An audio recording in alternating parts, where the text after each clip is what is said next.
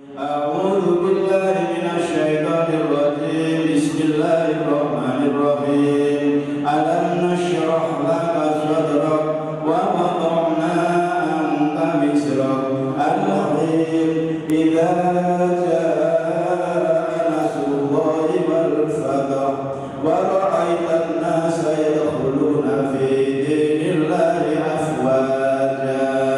Fasabbih bihamdi rabbika wastaghfir innahu kana tawwaba. Allahu akbar, Allahu akbar, Allahu akbar.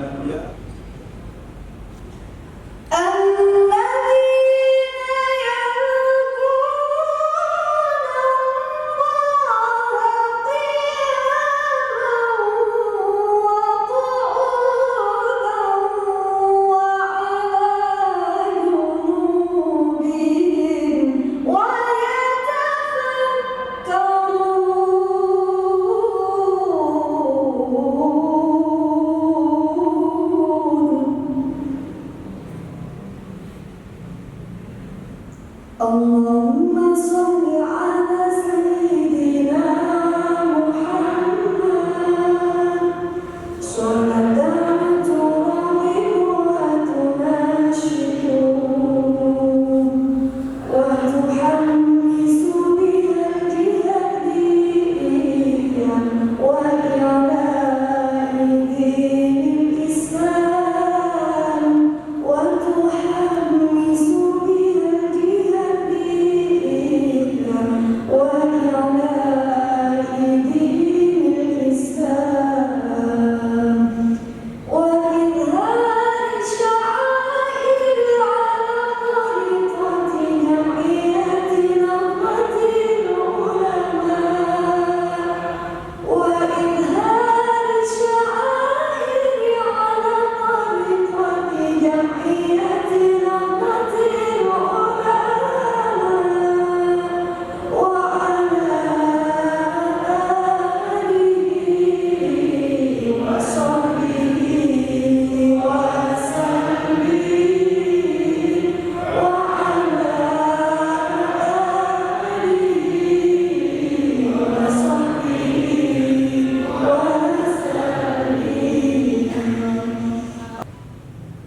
Walau sebenarnya di dalam hati sangat prihatin karena biasanya peringatan hari seperti ini kita selenggarakan secara meriah dan dihadiri oleh sebanyak-banyaknya warga, tetapi karena situasi pandemi, ya inilah bentuk kompromi kita dengan pandemi, termasuk kompromi kita dengan Satgas Covid Pemkot Batu. Ini nyang-nyangan 2 hari kemarin. Panitia menginginkan boyo minimal 500, tapi situasi dan kondisi ini sudah memaksakan diri kita maksimal 300, itu sudah termasuk panitia. Ya ini kita terima dibanding kita tidak diizinkan untuk menyelenggarakan. Alhamdulillah dan mohon maaf pada 2 hari ini memang betul-betul memaksakan kita mengadakan dengan jumlah undangan sekitar 300, tetapi alhamdulillah kita masih bisa mentaati protokol kesehatan yang dianjurkan oleh Satgas Covid Pemkot Batu. Ibu Bapak, saya sangat prihatin sekali ketika pemerintah mempunyai aturan begini. Pasti banyak sekali hal-hal yang ini oleh kok, ini oleh aktivitas, ini kalau terus ini ya Pak, kok sesuai kita meninggal di rumah kita karena nggak boleh apa-apa, ya nggak gitu juga karena situasi kondisi. Mohon maaf sekali, dan saya mohon kepada seluruh bapak-bapak dari NU ini, ibu-ibu fatayat muslimat untuk bisa memahamkan. Sudah setahun kita pandemi, tetapi masih banyak yang belum paham bagaimana kita harus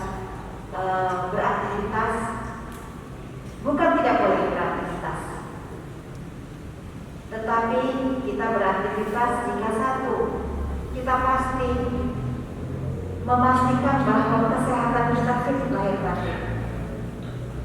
Jadi bapak-bapak kalau kesini sudah rasa gak enak, lebih baik di rumah. Bukan karena hanya menularkan, tetapi ketika kita sudah tidak enak, berarti badan kita itu lemah. Sehingga ketika ada hal-hal yang dimasuk itu gampang masuknya. Itu yang pertama. Kedua, ketika memang aktivitas itu perlu, harus dan manfaat. Ketika cuma ketemu untuk ngobrol-ngobrol saja, lebih baik tidak usah. Jadi hal-hal seperti itu yang mohon sekali bapak-bapak di keluarga besar Nahdlatul Ulama ini bisa menjadi kepanjangan tangan dari pemerintah untuk bisa memberikan informasi, memberikan pemahaman agar kita semua selalu dalam lindungan Allah. Saya berterima kasih Pak Jono, Pak Yai Tohir, Pak Yasin, karena alhamdulillah NU dengan pemerintah ini sudah sejalan, bermitra dan saling mendukung. Mudah-mudahan seperti katanya Pak Budi, Pak Budiono, memang pemerintah itu ketika tidak didukung oleh para kiai, para ulama, akan tidak bisa berjalan lancar untuk memimpin pemerintahan ini. Untuk itu saya ucapkan terima kasih dan mudah-mudahan kerjasama kemitraan ini terus berjalan agar kita bisa membawa masyarakat kita untuk hidup lebih sejahtera, untuk kemaslahatan umat. Terima kasih. Dirgahayu NU ke-98. Selamat harlah ke-98. Semoga bertambahnya usia, NU bertambah jaya dan bertambah mempunyai kemanfaatan untuk masyarakat. Terima kasih. Kurang lebihnya saya mohon maaf. Wassalamualaikum warahmatullahi wabarakatuh.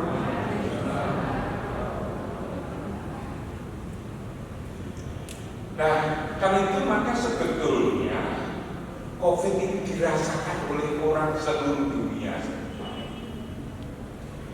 Lalu kemudian bagaimana untuk mengurangi risiko ini? Sebetulnya kalau NU Pak Budi, kalau Pas Iling, kalau lali kecuali itu sebetulnya yang paling jago sebetulnya NU. NU itu paling jago, soalnya NU itu tak kalah memahami manusia. Itu dari yang lahir maupun yang batin, yang lahir maupun yang batin. NU itu percaya yang batin juga selain yang lahir. Karena itu dua-duanya kuali, itu mesti harus digunakan dua-duanya. Jangan lalu kemudian batinnya saja atau lahirnya saja, lahir dan batin. Oh, kita kalau hari saja raya saja lahir dan batin kok. Yang lahir apa? Yang ikuti anjuran daripada Ibu Wali, social distancing, pakai jaga jarak seperti ini, pakai masker. Itu jangan sampai kalau NU tidak patuh, ini harus dipatuhi ini. Tapi harus ditambah satu lagi kalau NU, yang batin. Yang batin itu seperti apa? Yang batin ini, kalau ada bahaya, ada gunung meletus, kita kan harus jauh agar tidak kena lahan. Kalau ada banjir, kita harus mencari tempat yang tinggi agar tidak kena banjir, selamat. Kalau ada gempa, kita pas ada di masjid ini harus segera lari keluar agar tidak berdoa. Kalau ada hujan, agar kita tidak berkebasahan, kita harus segera masuk rumah. Semua akan sama. Pertanyaannya adalah, kalau ada COVID ini kita lari kemana? Dikatakan oleh Bu Wali tadi, COVID ini tidak kelihatan. COVID ini tidak kelihatan. Katakanlah misalnya saya di Malang, asli saya ke Trenggalek. Lalu saya lari pulang ke Trenggalek, Trenggalek malam Gimana zona merah itu? Nanti kalau saya pergi kemana di tempat yang baru juga begitu, tidak bisa. Nah pertanyaannya adalah, adakah di dunia ini tempat yang aman? Adakah di dunia ini tempat yang aman? Yang itu berita dari Al-Quran atau hadis Nabi. Ibu dan bapak sekalian, Kiai Sepuh ayah saya di Uruguay ternyata menunjukkan kepada saya sebetulnya di dunia ini ada tempat yang aman. Tempat yang aman itu di Quran di mana? Di Quran itu mengatakan inna awwala baiti wudi'a lin-nasi lalladzi ibakata mubarakan wa hudan lil-alam fihi ayatun bayyinatun maqamul Ibrahim wa man dakhalahu kana sesungguhnya rumah yang pertama-tama kali saya nyatakan untuk umat manusia adalah ibakata mubarakan. Ada tempat aman, namanya adalah Baitullah. Di situ ada makom Ibrahim.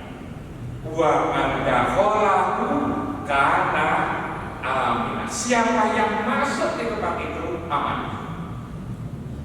Jadi ada tempat. Di ayat yang lain juga mengatakan wa ija'alna baita masabata linnasi wa amna. Ingat, aku telah menjadikan rumah tempat pulang pergi, dan di situ itu adalah aman. Aman namanya adalah Baitullah. Tempat itu namanya Baitullah. Orang juga menyebut itu adalah Baitul Makmur, Baitul Rahman, Baitul Rahim, Baitul Atiq, Baitullah. Itulah aman. Siapa yang masuk ke tempat itu aman. Pertanyaannya adalah bagaimana kita bisa masuk di tempat itu? Mau umroh, mau haji, kan susah kan nggak tahu. Harus bayar mahal, harus antri. Sekarang tutup. Tapi adalah ruhani. Kalau ruhani apa? Ingatan. Ingatan kita itu ada di rumah yang aman. Bahkan begitu pentingnya tempat itu, begitu pentingnya buat tempat itu. Itu sampai semua kitab suci menyebut. Tauratnya menyebutnya itu Lajatul Alam, Zabur itu menyebutnya itu pusat dunia, Injil itu menyebutnya subuh alam, Al-Quran menyebutnya rumah Allah atau Baitullah. Orang Jawa menyebutnya itu pusering bumi. Pak Budiono mesti tahu itu pusering bumi. Jadi tempat itu. Nah, secara jasmani tidak bisa, tetapi secara rohani, ingatan kita itu ada di tempat yang mulia itu. Kita mau makan, ingat tempat. Kita mau minum, kita mau pakaian, apalagi ketika kita mau tidur. Ketika mau tidur, kepalanya ada di bantal, di atas bantal, kepalanya ada di atas bantal. Tapi yang punya kepala siapa? Ini kan, kepala, tanganku, kakiku, kepala ini sebetulnya punya ini. Hati itu yang ada di dalam hati inilah kita. Iya, Baitullah. Mohon izin kepada Rasulullah, ya Rasul, izinkan aku tidur di tempat yang mulia ini. Insya Allah itu aman. Insya Allah itu aman. Itulah yang saya katakan jasmani dan ruhani. Sekarang saya berbagi pengalaman. Saya berbagi pengalaman. Saya 5 tahun yang lalu, saya ini kalau tidur 2 hari, kepala saya di bawah ya kanan, 5 menit saya datang. Kenapa? Terasa panas. Saya biarkan saja, tak pikir ini adalah vertigo atau apa begitu kan di kepala.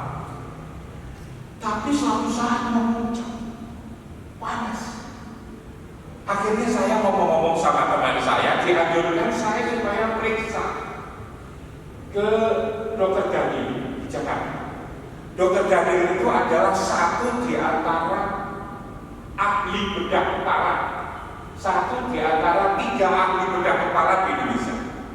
Prakteknya itu di rumah sakit primer. Saya lalu kemudian saya datang ke Jakarta. Tatkala saya di Jakarta, lalu kemudian saya telepon dulu Astra, dibentuklah satu tim yang nangani itu. Setelah diperiksa-periksa, ternyata tidak ketemu itu sakit apa.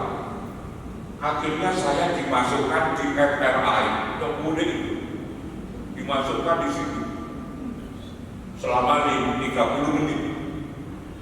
Tapi di dalam itu akan ada musik. Nah, lepas apa jadi dimasukkan di sini Pak, sendiri.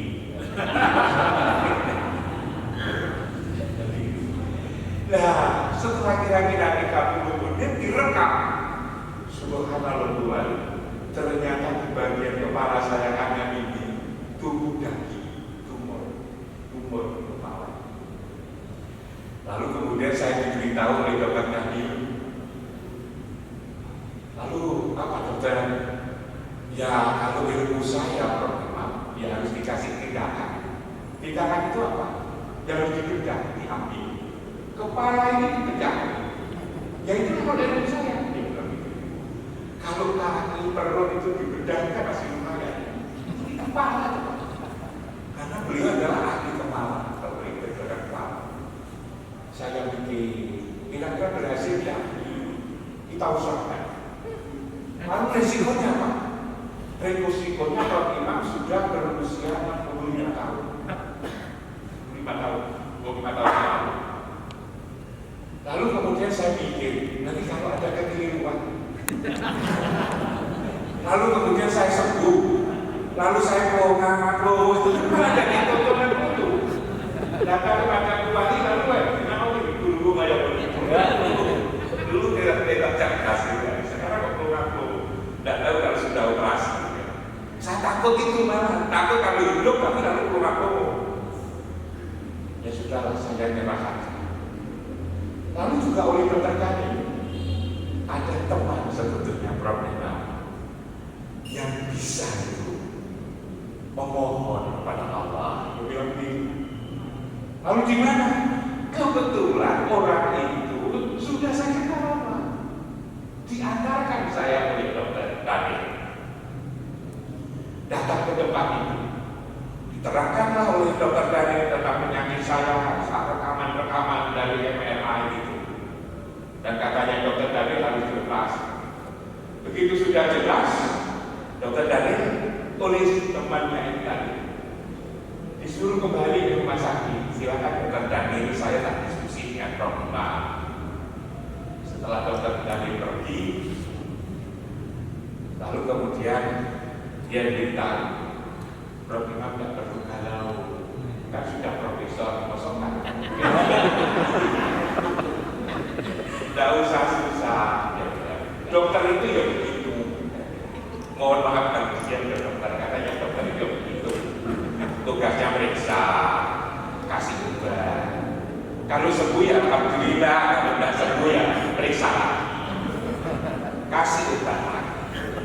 Kalau sembuh alhamdulillah, tidak sembuh ya periksa. Yang penting kaya.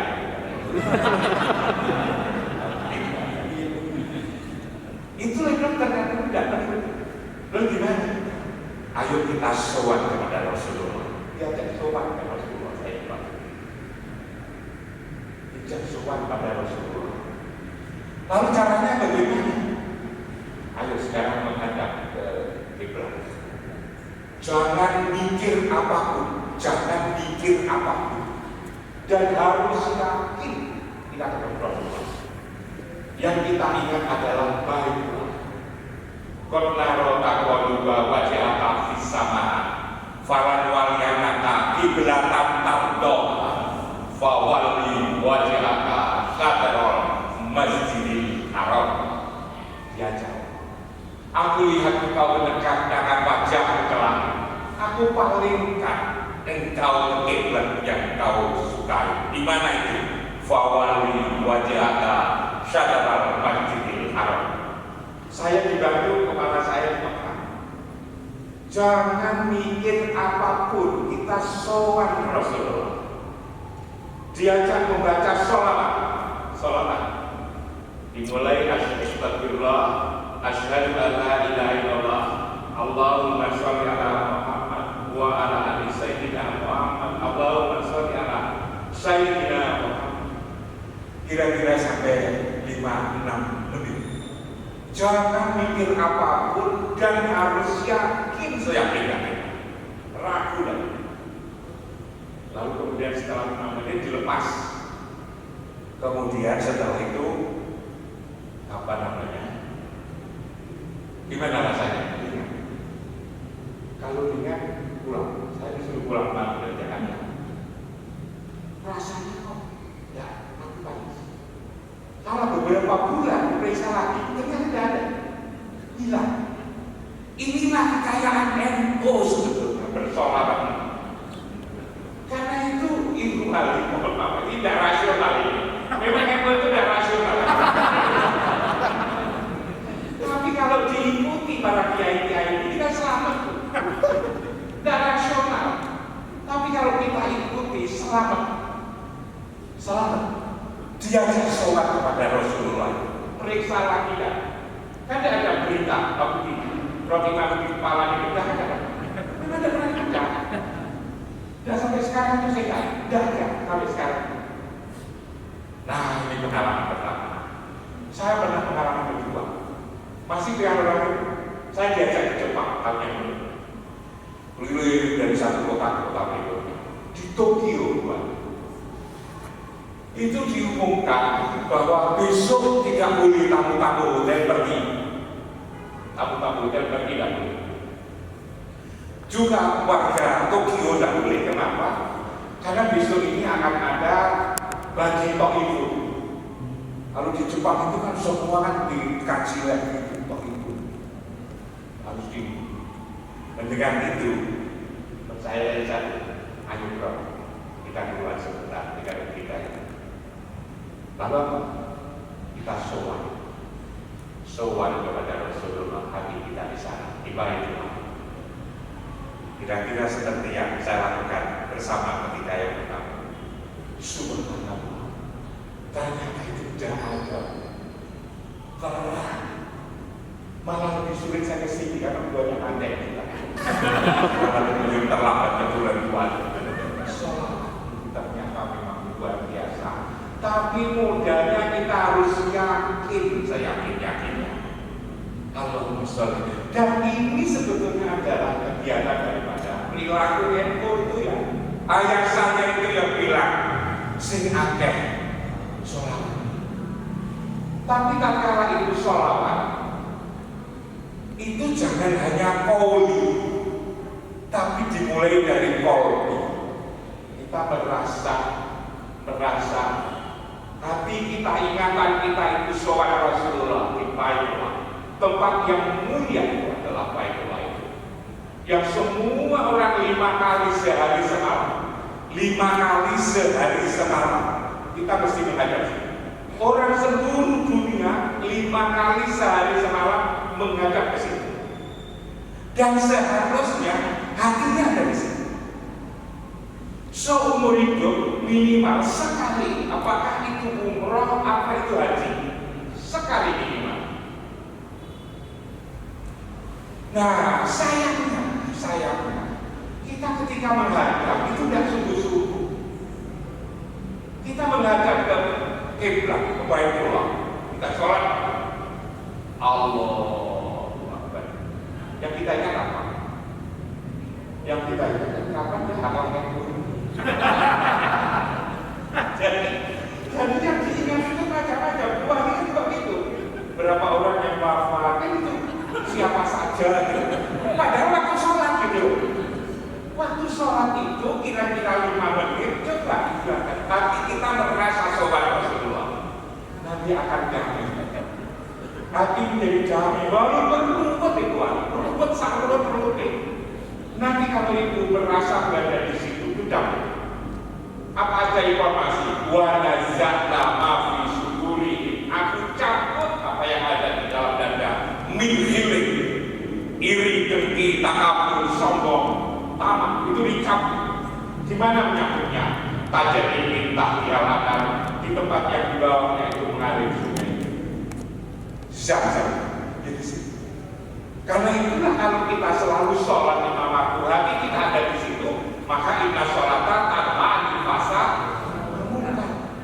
Itu karena penyakit yang ada di dalam hati, fi qulubihim maradun, ini dicabut. Nah ini, karena itu saya bukan ini hal baru, ini hal lama.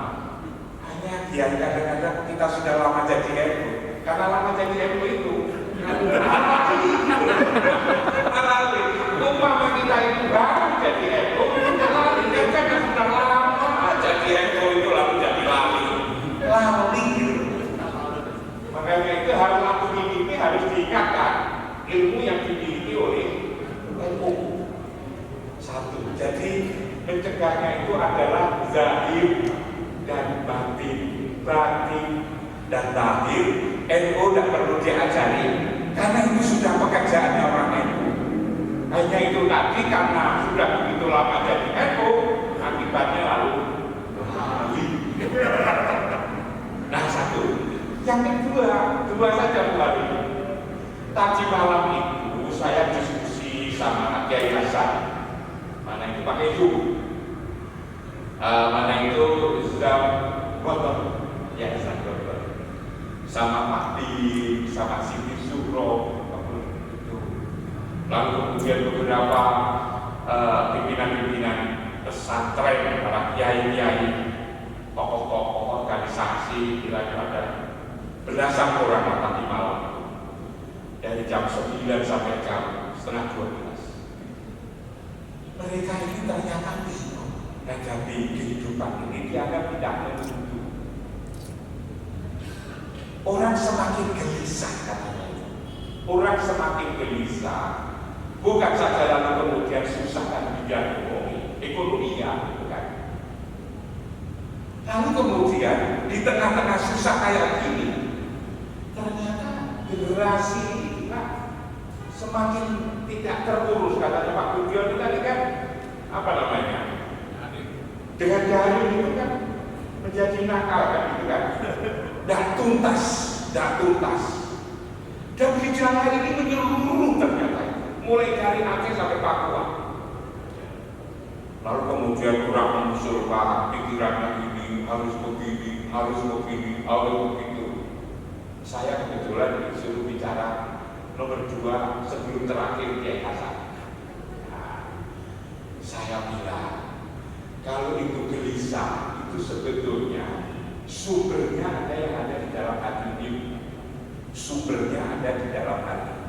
Yang bergelisah itu ini sebetulnya, bukan tapi ini yang gelisah itu. Lalu kemudian kalau persoalannya adalah persoalan ini, menyelesaikan persoalan ini, lalu gimana? Saya tadi malam itu secara singkat saya mengungkapkan konsep tentang rumah. Orang gelisah ini biasanya orang yang lepas dari rumah. Persoalan rumah inilah sebetulnya yang bisa menyelesaikan persoalan hati. Karena itu maka agar mereka tidak gelisah, mereka tidak galau, mereka lalu kemudian hatinya menjadi damai, tenang, diajak ingat pada rumah. Rumah itulah yang bisa menyelesaikan problem hati.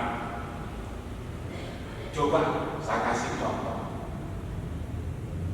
Rumah-rumah itu di perumahan baru, kalau tidak ditempati kan cepat rusak rumah.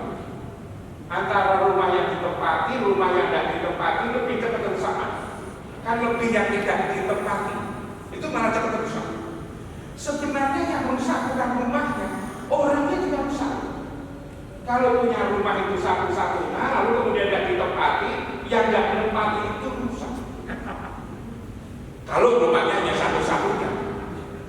Karena itu kalau orang meninggalkan rumah, lalu kemudian tidak pamit, disebut pindah. Bojomu pada ketok seminggunya pindah. Karena pindah itu tidak bagus.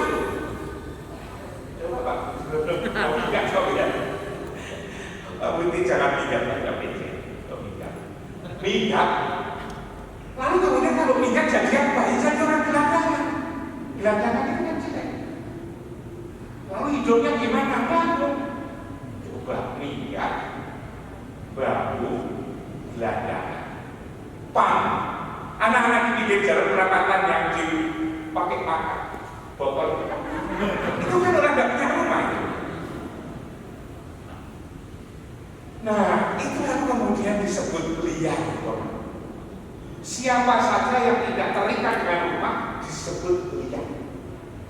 Apa saja yang punya identitas liar, apa saja yang punya identitas liar, maka lalu kemudian menjadi jelek dan membahayakan. Ada kucing liar, ada anjing liar, ada babi liar, ada kerbau liar, ada kuda liar. Tapi kuda liar itu pada susu. Ada kuda liar, ya? Ada rumput saja pula. Kalau tidak diatur di kantor itu, rumput liar. Itu rusak. Apalagi manusia liar. Manusia liar itu lebih jahat lagi sebetulnya itu. Karena itu ingatkan pada rumah agar tidak liar. Ibu dan bapak sekalian, kita ini tidak hanya punya satu rumah, kita ini punya 3 rumah sebetulnya. Rumah pribadi yang kalau kita tidak tepati kita disebut liar, bambu. Kita juga punya rumah bersama, namanya masjid. Masjid ini adalah rumah bersama, komunitas, milik bersama. Ini kan tidak bisa dikatakan ini rumahnya PCN, kan? Rumah bersama.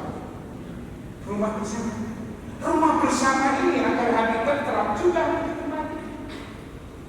Maka di kantor wali kota kan ada masjid. Itu rumah bersama. Lalu kemudian juga punya rumah untuk seluruh umat manusia. Sebelum Nabi Adam itu ada konsep rumah disiapkan oleh Allah, rumah untuk seluruh umat manusia yang tadi saya katakan Al-Quran, inna awwala baiti wudi'a lin-nasi lalladzi bibakata mubarakan hudan lil alamin. Ini rumah bersama. Maka agar kita itu damai, rumah pribadi, rumah komunitas, rumah bersama harus kita tempati. Menempati rumah pribadi gampang, tidak perlu dijelaskan. Rumah ini mudah. Waktu ada kita mesti datang ke sini. Lalu kemudian rumah untuk seluruh umat manusia, caranya bagaimana? 5 waktu kita datangi. Tak kala kita sholat tadi saya katakan, kita menghadap ke rumah itu. Hati kita ini merasa berada di rumah ini. Mungkin yang saya katakan tadi ketika kita sholat sudah menghadap ke tempat itu. Tapi aku yang sholat seringkali lupa kita menghadap ke tempat itu. Ajaran para kiai sepuh dulu selalu itu ngajarin saya, sebetulnya kamu itu siapa? Dia sebetulnya ingin nuntut saya, kamu yang sebenar-benar kamu itu siapa? Untuk melihat seperti itu, dia nanyakan, itu tangan siapa? Tanganku. Itu kaki siapa? Kakiku. Itu telinga siapa? Telingaku. Itu mulut siapa? Mulutku. Itu mata siapa? Mataku. Kepala siapa? Kepalaku. Tubuh siapa? Tubuhku. Aku yang punya kepala, aku yang punya tangan, aku yang punya kaki, aku yang punya perut, seringkali terlupakan. Padahal sebetulnya tangan, kaki, macam-macam itu hanya adalah alatnya aku. Otak itu adalah otakku. Yang memikir, yang dengar itu adalah aku, menggunakan alat namanya telinga. Yang melihat itu sebetulnya mata. Yang melihat sebetulnya aku, tapi menggunakan alat namanya mata. Yang namanya mikir, yang mikir itu siapa? Yang mikir itu aku yang ada di dalam tubuh itu. Yang di Quran dikatakan summa sawahu wa nafakha fihi ruh. Aku sempurnakan kejadian ini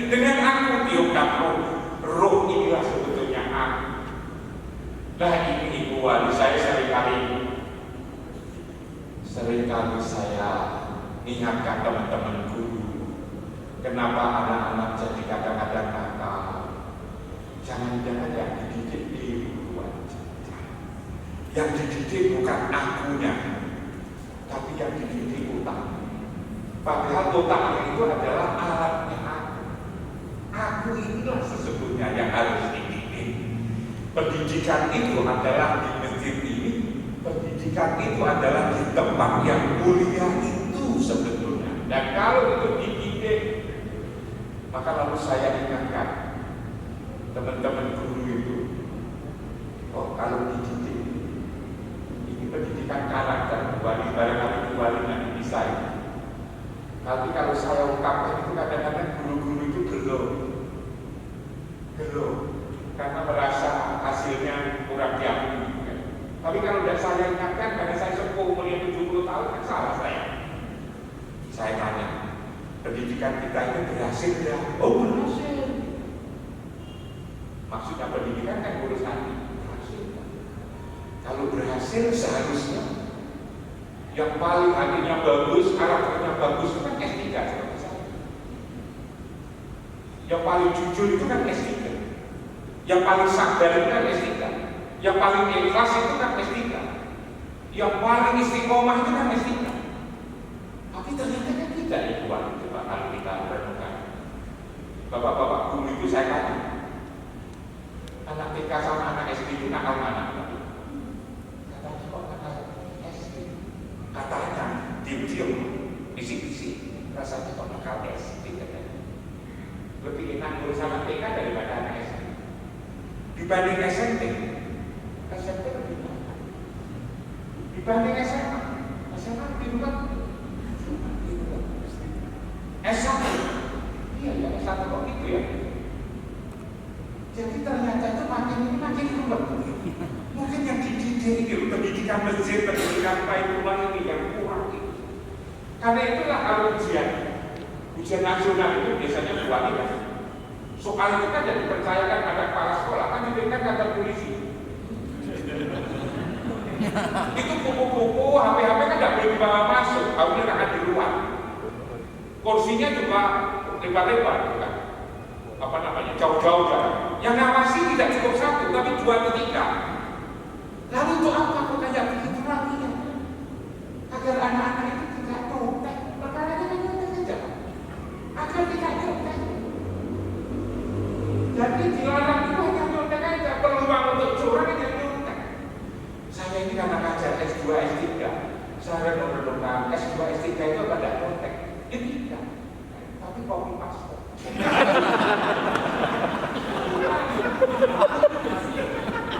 Tapi kembali tidak. Jadi saya hanya ingin menunjukkan ini loh sebetulnya yang harus diperbaiki ini. Lalu lewat apa? Sholawat saja. Hati ini ketika sambung kepada Rasulullah. Innallaha wa malaikatahu yusholluna 'alan nabi. Ya ayyuhalladzina amanu shollu 'alaihi wa sallimu taslima. Ini sambungkan ini dengan hati Rasulullah. Kalau kita itu ingin kaya, kumpulkan dengan orang kaya, anak kita harus kaya. Kalau kepingin anak kita itu jadi pelaut hebat, jagoan dapat injak aja kepada pelaut sana, nanti jangan pelaut. Ingin jadi pedagang, kumpulkan dengan para pedagang. Kalau ingin jadi seniman, kumpulkan dengan para seniman. Tapi kalau anak-anak kita itu ingin akhlaknya bagus, maka satu caranya, kumpulkanlah dengan orang yang berakhlak. Siapa yang paling punya akhlak ini? Rasulullah. Caranya gimana? Caranya adalah sholat. HP saya ini aja. Kalau saya sambungkan dengan Pak Budi, suaranya di sini suara Pak Budi. Tapi kalau HP saya sambungkan dengan orang yang pekerjaan sehari-hari Magelang, ini HP saya ini walaupun miliknya profesor, bunyinya juga bunyi Magelang. Kalau HP saya ini saya sambungkan dengan orang-orang politik, ngomongnya sehari-hari juga politik, maka sambungkanlah ini. Nah, ini kan hasil karya manusia. Hasil karya manusia aja bisa kayak begitu mempengaruhi apalagi karya Allah. Hati ini karya Allah, maka hati kita ini disambungkan dengan Rasulullah di Baitullah. Maka insya Allah anak kita ini akan jadi bagus. Apalagi kita berada di rumah, di masjid, dan berasa berada di Baitullah, di Masjidil Haram. Insya Allah akan jadi bagus. Dan ini laki-laki adalah ilmunya Nahdlatul Ulama. Itulah perlunya peringatan ini yang selalu diingat dan diingat. Dua hal ini ajalah yang saya sampaikan pada kesempatan ini. Mohon maaf agar tidak lupa. Satu adalah COVID ini adalah jasmani dan ruhani. Ruhaninya itu kalau mau tidur, tidak pakai biaya, kada pakai ada-ada. Mau tidur, sebelum tidur kita bersolawat, memohon kepada Rasulullah, ya Rasul, izinkan saya tidur di tempat yang mulia. Insya Allah secara ruhani Bapak lalu ibu merasa kuat, dan kalau percaya kemudian imun kita itu naik, dan dengan imun kita naik, maka lalu kemudian menjadi sehat. Itu yang pertama. Jadi jasmani, masker, social distancing, cuci tangan. Secara rohani kita merasa sowan Rasulullah seperti yang saya contohkan. Yang kedua, bagaimana agar anak-anak kita, keluarga kita menjadi bagus, maka konsep rumah kita tidak menjadi orang bijak dari rumah dalam konteks rumah untuk seluruh umat manusia. Mudah-mudahan kita semua selalu dijaga diberikan petunjuk Allah. Mudah-mudahan kita selalu dipelihara oleh Allah dan Rasulnya. Mudah-mudahan NU dibantu, yang ibu wali kota memimpin kota ini juga selalu mendapatkan pertolongan dari Allah.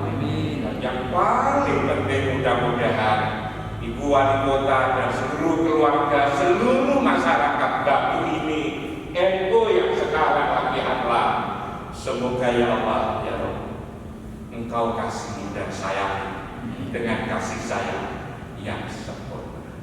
Insya Allah kita selamat di dunia dan di akhirat. Assalamualaikum warahmatullahi taala wabarakatuh. Waalaikumsalam.